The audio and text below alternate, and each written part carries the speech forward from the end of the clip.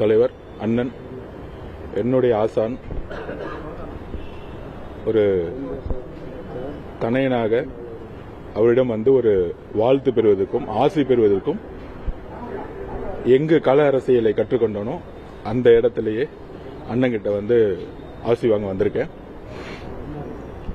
ஒரு கருத்தியலா கொள்கை ரீதியாக பெரியார் அவர்களுடைய கொள்கையிலும் அம்பேத்கர் அவருடைய கொள்கையிலும் கொள்கை ரீதியான பயணத்தில் வந்து தலைவர் திருமாவளவன்கிட்ட தான் வந்து மிகப்பெரிய கருத்துக்களை வந்து உள்வாங்கி கள அரசியலை கற்றுக்கொண்டேன். அந்த பயணத்தில் எந்த முடிவெடுத்தாலும் என்னுடைய ஆசானாக இருக்கக்கூடிய அண்ணனோட வந்து கலந்துரையாடி அவரோட ஆசி பெற்று என்னோட பயணத்தை வந்து மக்களுக்காக தொடங்குவேன்னு நான் சொல்லியிருந்தேன். அதோடைய வெளிப்பாடு தான் மரியாதை நிமித்தங்கிறதோட ஒரு வாழ்த்து பெறவும் ஆசி பெறவும் நான் இங்க வந்திருக்கேன். புதிய பதவிங்கிறது ஒரு பெரிய இந்த பொறுப்பு தமிழக வெற்றி கழகத்தில் ஒரு பொறுப்பு. கொள்கை ரீதியாக மக்களுக்கானதாக என்னுடைய பணி வந்து எப்பொழுதும் இருக்கும். அதுக்கு அண்ணனுடைய வாழ்த்துக்களும் ஆசியும் எனக்கு வந்து நிறைய அறிவுரையுடன் வந்து எனக்கு வந்து கொடுத்திருக்காரு. அதுக்கு வந்து அண்ணனுக்கு வந்து ரொம்ப நன்றி.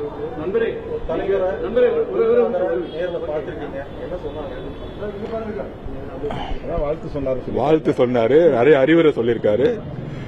அண்ணன் எப்பவுமே சொல்லுவாரு பொறுமையா போன்னு. நான் சொன்னேன் 10 வருஷ வேலையை 10 மாசம் செய்யணும் அப்படின்னு சொன்னேன். சரி, எல்லாத்துக்கும் வாழ்த்துக்கள். நிறைய அறிவுரை கூறியிருக்காரு. அவரோட அறிவுரை எப்பயுமே ஒண்ணுதான் இருக்கும், கொள்கைப்படி அரசியலை உருவாக்குங்கள். அதிகாரத்தை நோக்கிய பயணத்தில் அதிகாரத்தை அடைவதற்கு கொள்கைப்படி அரசியலை உருவாக்குங்கள்னு என்கிட்ட சொன்னாரு.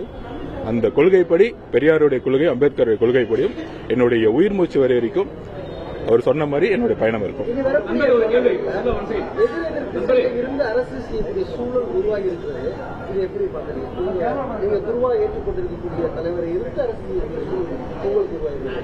எங்களுக்கும் தலைவர் அவர்களுக்கும் கொள்கை அடைவில் எந்த விதமான எதிர் துருவமே கிடையாது. எங்களுக்கும் வந்து மதவாதத்திற்கு எதிராக இருக்கும், சாதியவாதத்துக்கு எதிராகும். எங்களுடைய கட்சி தலைவரும் சரி, தாவைக்கோட கட்சி சரி, அண்ணனும் சரி, ஒரே கருத்து ஒரே கொள்கையில தான் நாங்க இருக்கிறோம். அதனால எதிர் துருவம் இல்ல, ஒரே துருவத்தில் கொள்கை அடிப்படையில் பயணம் வந்து எப்பொழுதுமே இருக்கும். இப்பயும் கொள்கை அடிப்படையில் இப்பயும் ஒற்றுமையா தான் இருக்கிறோம்.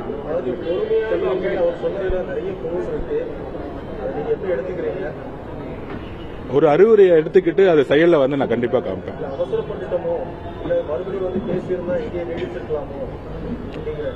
நான் இங்கதான் நீடிச்சிருக்கேன், அதனால தான் இங்க நிக்கிறேன். நீங்க வந்து ஒரு என்னுடைய ஆசான் அவரை சொல்லியிருக்கிறீங்க, வாழ்த்துக்களை சொல்லியிருக்கிறீங்க. பட் அதையும் தாண்டி பொலிட்டிக்கலா பார்க்கும்போது நடிகர் விஜய் திமுகவை கடுமையா விமர்சனம் பண்றாரு. இந்த சூழ்நிலையில அந்த அணியில இருக்கக்கூடிய ஒரு தலைவரை நீங்க வந்து ஒரு ஆசான்ங்கிற முறையில ரொம்ப அரசியல் பேச வேண்டாம். ரொம்ப அரசியல் பேச வேண்டாம். அவர் வந்து தமிழக அரசியலில் ஒரு புதிய அணுகுமுறையை தொடங்கி வைத்திருக்கிறார். பொதுவாக ஒரு கட்சியிலிருந்து விலகினாலோ அல்லது விலக்கி வைத்தாலோ அதை பகையாக கருதுகிற ஒரு பாரம்பரியம்தான் அரசியல் களத்தில் நீண்ட காலமாக இருந்து வருகிறது. ஆனால் ஆதவ் அர்ஜுன் அவர்கள் கட்சியை விட்டு வெளியேறக்கூடிய ஒரு சூழல் எழுந்த நிலையிலும் கூட அதை ஒரு பகையாக கருதவில்லை. வழிகள் இருந்தாலும் கூட அதை எதிராக நிறுத்தவில்லை. தான் இன்னொரு கட்சியில் போய் சேர்ந்து பொதுச் செயலாளர் பொறுப்பை ஏற்று செயல்படுகிற இந்த சூழலில் உங்களுடைய வாழ்த்தும் எனக்கு தேவை என்று என்னை தேடி இந்த அலுவலகத்தை தேடி வந்திருக்கிறார் என்பது தமிழக அரசியல் கற்றுக்கொள்ள வேண்டிய ஒரு நாகரிகமாக நான் பார்க்கிறேன். கருத்தியல் ரீதியாக எவ்வளவு முரண்கள் இருந்தாலும் களத்தில் நாம் எதிரெதிர் துருவங்களில் நின்று செயல்படக்கூடிய நிலை இருந்தாலும் கூட இத்தகைய நட்புறவை பேணுவது ஒரு நாகரிகமான அணுகுமுறை. அந்த வகையிலே ஆதவ் அர்ஜுன் அவர்களுக்கு என்னுடைய வாழ்த்துக்கள். உங்களுடைய தம்பிமார்களுக்கு நீங்கள் கற்றுக் கொடுத்த அரசியல் நாகரிகம் அப்படின்னு எடுத்துக்கலாம். இந்த நாகரிகம் நான் கற்றுக் கொடுத்தேன் என்பதை விட நாம் ஒவ்வொருவரும் கற்றுக்கொள்ள வேண்டும். நாம் களத்தில் எவ்வளவு கடுமையாக முரண்பட்டாலும் கூட பகையாக இதை செய்யக்கூடாது. சில பேர் வந்து வெளியே போன உடனே கடுமையான விமர்சனங்களை வைப்பார்கள், அவதூறுகளை பரப்புவார்கள். ஒரு தலைமையின் மீதான பிம்பத்தை சிதைக்க முயற்சிப்பார்கள். அப்படி எந்த அணுகுமுறையும் அவர் கையாளாமல் வந்து தான் இந்த நிலை எடுக்க வேண்டிய ஒரு நிலைப்பாட்டை எடுக்க வேண்டிய ஒரு சூழலுக்கு தள்ளப்பட்டதை சுட்டிக்காட்டி பெரியார், அம்பேத்கர் ஆகியோரின் கொள்கை வழியில் தமிழக வெற்றிக் கழகமும் பயணிக்கிறது. விடுதலை சிறுத்தைகள் என்ன கொள்கைகளை பேசுகிறதோ அதே கொள்கைகளை பேசக்கூடிய ஒரு இயக்கமாக அது இருக்கிறது. எனவே இதில் நான் மனப்பூர்வமாக இணைந்திருக்கிறேன் என்ற விளக்கத்தை தந்தார்.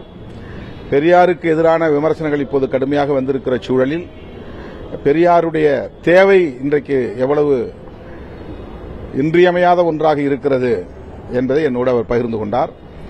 அது விடுதலை சிறுத்தைகளும் இன்றைக்கு அதை வலியுறுத்தி வருகிறோம்.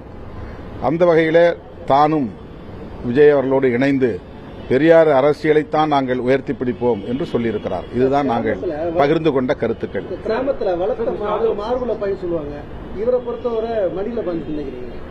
கட்டாயமா இது ஒரு நல்ல வரவேற்க வேண்டிய ஒரு அணுகுமுறை தான். இதுல வேற எந்த அரசியல் கணக்குகளும் இல்லை, எந்த முடிச்சும் நாம் போட்டு பார்க்க வேண்டிய அவசியம் இல்லை. இது தமிழ்நாட்டு அரசியலுக்கு ஒரு புதிய தொடக்கம் என்றுதான் நான் பார்க்கிறேன். இந்த மாதிரியான ஒரு நாகரிகம் என்பது அவசியமானது. அது அவருக்கு தெரியும். அது ஏன் வியூகமான கேள்விகள் எதுவும் தேவையில்லை. இது நான் மீண்டும் பதிவுகிறேன். தேர்தலுக்காகவோ இல்ல அரசியல் பேசவோ வரல. ஒரு தனையன் ஒரு தந்தையிடம் ஆசி வாங்கக்கூடிய ஒரு நிகழ்வா பார்க்கிறேன். இதுல எந்த விதமான கண்டிப்பா கொள்கை அடிப்படையில் கேபி சார் வந்து எனக்கு ரொம்ப ரொம்ப கொள்கை அடிப்படையில் மார்க்சிஸ்ட் தோழர் கேபி சார் வந்து பாலகிருஷ்ணன் சார் வந்து எப்பயுமே கொள்கை அடிப்படையில் எனக்கு வந்து ஆசி வழங்குவாரு. கண்டிப்பா நான் அவரையும் பார்ப்பேன். முதல்ல அங்க அனௌன்ஸ்மெண்ட் ஆனவொடனே என்னுடைய தலைவர் ஆசானுங்க முதல்ல பார்த்து வரணும்னு நினைச்சு நான் நேரம் அங்கிருந்து இங்க தான் வந்தேன். இல்ல அதாவது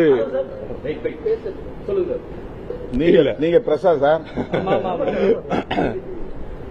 கருத்தியல் இல்ல கிடையாது. அதுதான் சொன்னேன். கொள்கை ரீதியாக நான் அண்ணனுடன் உடன்பட்டிருக்கேன். அதனால வந்து எனக்கு ஆசான் அண்ணன் தான். அதனால வாழ்த்துப்பட்டுட்டேன். மித்தபடி இதுல வந்து இப்போதைக்கு இங்க வந்து அரசியல் பேச வேண்டிய நேரம் இதுவல்ல.